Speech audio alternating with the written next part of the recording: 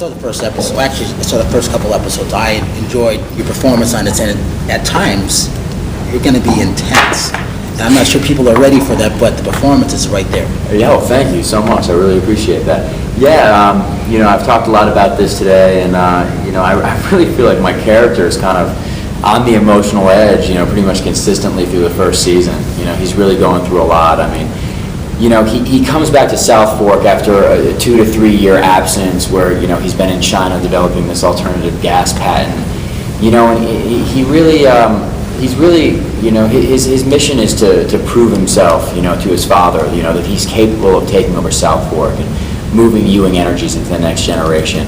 But also to assert himself as a man within the Ewing family hierarchy. Being that he's adopted, he definitely has some deep-seated abandonment issues, which kind of manifest themselves as a bit of a chip on his shoulder. And at times, Christopher, although much like his father, he's incredibly ethical, he has a strong moral compass, he's a bit volatile, and he has a tendency to fly off the handle.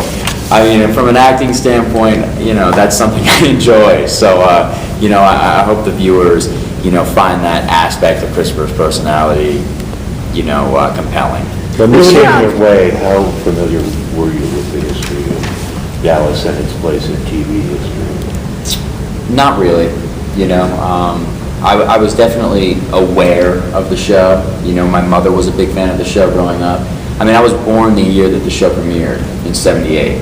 So, I didn't grow up watching the show, but it was definitely a part of my childhood memories, seeing bits and pieces. And I don't think anyone could really escape the theme song, I mean, it kind of permeated everybody's subconscious, so. But I definitely, after the fact, after getting the role, I went back and I watched quite a few episodes, I watched like 35 or 36 episodes, and I really wanted to get a feel for the show, of the flavor of the show, and I have a great appreciation for the original series. I mean, it was well-crafted television, for its time. It was incredibly edgy, the subject matter that was, being portrayed, but also I thought the performances were incredible, I thought, Linda in particular, I thought, did some really great work. Obviously Larry was great, I mean, Patrick was solid, and I think the three of them are even better now, so, and that's a bonus for us, I mean, I don't think the new series could have existed without, some of the old cast members did, definitely not without Larry, Linda, and Patrick. But, fortunately for me, I didn't really have to go back to the original series and gather all this information about my character, because my character is a relatively new character. I mean, I was introduced, in the original series as a baby, but we don't know what kind of men, John Ross and Christopher grew up to be. But you find out in the new series, so. I was going to say, in a weird way, I'm sure you're getting asked all day, what did you know about the old series? What did you know? It almost is beneficial for you almost to have it as bits and pieces in your mind, because that's kind of what childhood is with your parents. You don't know their dirty laundry and everything. Fragmented memories, exactly. I mean, and I kind of use this example, like, I mean, I did this other movie a while back with Michael Douglas called Beyond a Reasonable Doubt, which was a remake of a 50s Fritz Lang movie. And I never watched that 50s Fritz Lang movie, I mean, that's just not what my process is all about, I mean, I take my own individual approach to every character, so, I mean, I just went back and watched old Dallas episodes really to get, to get the tone, to get the feel of the original series, and out of my own curiosity, of, wanting to know the history, and also wanting to see, the work of the people that I was working with presently, Larry, Linda, and Patrick, but it wasn't out of necessity. So you're a Yankee boy, and you got to represent Texas. Is there pressure there? Yeah, I mean, I'm definitely a Northern Yankee boy. I mean, there's no doubt about that. But the cool thing about the character that I play is that he has a really great duality of, sort of being this international, well-traveled, well-educated, intelligent guy, and also, being a bit of a chip off the old block, and having that rugged rancher, cowboy, side to him as well, that salt of the earth side to him as well. And that was the surprising thing for me, is that initially Christopher seems to be the anti-Ewing, and then you find out that he's just as much a product of Southfolk as anybody. And I was very pleased, to find that out, and because of that, I got to learn how to ride a horse. I had never ridden a horse before, and I really kind of just like threw myself into it, and I think I picked it up really quickly, and I love to ride now, so that's just like one of the great perks of the job of being an actor, is that you get to pick up these other skill sets, that you may not have done otherwise. But before you get the job, when they say, can you ride a horse, do you say, absolutely? Hey, sometimes. They never asked if I could ride a horse, I think they just assumed that I would be able to get it to a level that was believable on screen. But I think with specifically horseback riding, you really got to know how to ride to make it look believable to somebody that rides. Because if you're bouncing around in the saddle, you don't look comfortable, that's not going to sell, especially since, supposedly I grew up on this, on this ranch. So, I put the extra time in on that, but, it was a labor of love, because I really enjoyed it. How much time did you have? Did you have like 6 weeks, or did you have 2 months? To learn how to ride? Yeah. Before the scene that I had to shoot, I had about 3 weeks. But with the shooting schedule, we had definitely limited time to like go out, and ride. But I made the time, because I actually really enjoyed it. It's actually really, it's quite a rush, when you go from, a trot to a gallop.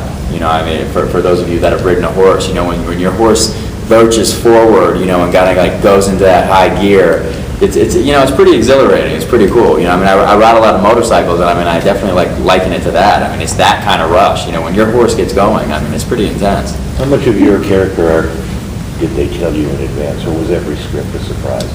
They didn't tell me anything in advance. Yeah. I think that's kind of the way of doing things these days. Because look at what lengths they went to not have the storyline of Patrick, coming back after he was, supposedly killed. They went to such lengths that they told people that they were shooting an Irish Spring commercial. They told people they were shooting a commercial when they were shooting those scenes, so that even the crew members, the grips and everybody, and the cameraman and all the other people, they didn't know that they were shooting a scene for Dallas. So I think in this day and age, they definitely take the less is more approach. They don't tell you very much because they don't want you to leak things accidentally. Well, with that, what was the table read like for you then? The table read? Table read was awesome. Table read kind of had that magic of all the right pieces are in place. I think this is magical casting. I think they got the right people for these roles. And there was a great synergy between the original cast and the new cast. Speaking of casting, it seems like the people from Dallas went over to the Desperate Housewives set and posted a help wanted poster.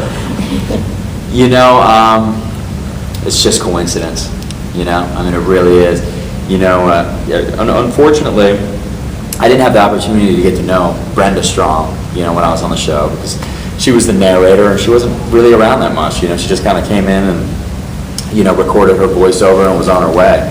But it's been a great blessing to get to know her. She's an incredible woman, very strong presence, very good actor, and she's a very supportive and nurturing, force on set.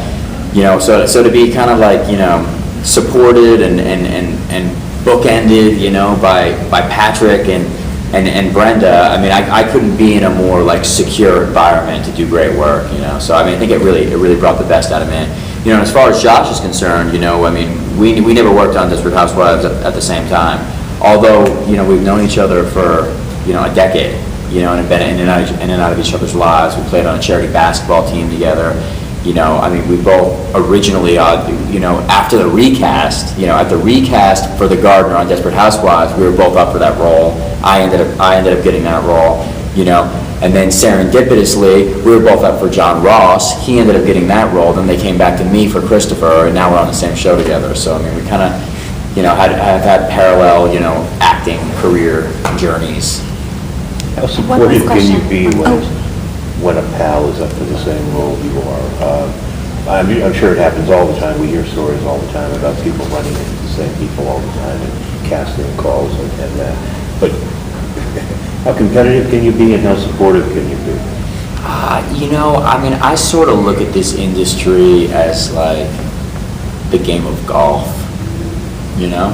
I mean, you're kind of competing against yourself, you know? I mean, it's, if you win a part, you win a part, you know? I mean, if you're the right guy for the part, you're gonna get that part, you know? So I don't think you can really begrudge anybody if you lose out on a part to somebody else, because most likely they were the right choice, you know? And, it's just, I mean, I've had so many blessings in this industry, and, to have the opportunity to be on possibly another huge show, to be a part of another like television phenomenon after Housewives, I just see that as just an incredible opportunity, and to be a leading, a leading actor on this show, it's a great opportunity for me. It's a great vehicle, and I think the show is going to be a huge success. I really do. I'm very proud of the work that we've done, and I think that the expectations of the fervent fans of Dallas are going to be met, if not exceeded. Cool, thank you. Yeah. Thank you. And how'd your mom respond? Huh? How'd your mom She's respond? thrilled. Of course. But every time I get a job, she's thrilled. She's just happy I can support myself.